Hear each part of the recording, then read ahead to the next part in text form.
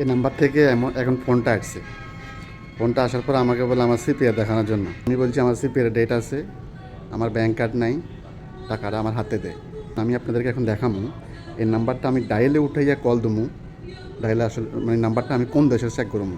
চলুন, এটাই হচ্ছে নাম্বার। দেখেন কতগুলো নাম্বার। আমাকে ফোন দিয়ে বলে মহারাজ পুলিশ স্টেশন থেকে ফোন দিছে।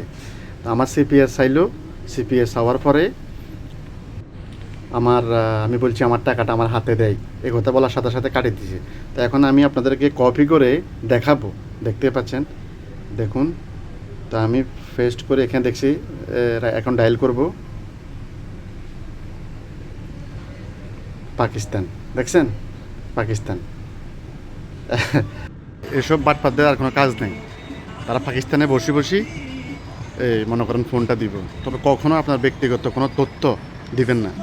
যারা হয়তো বারানে আছেন, সহজ সরল মোবাইল সম্বন্ধে কম বুঝেন, কখনও ফোন দিলে কোনো তথ্য দিবেন না। প্রথমে বলবে আপনার সিপিআর, তারপরে বলবে আপনার কার্ডের সমস্যা, কার্ডটা দেখান।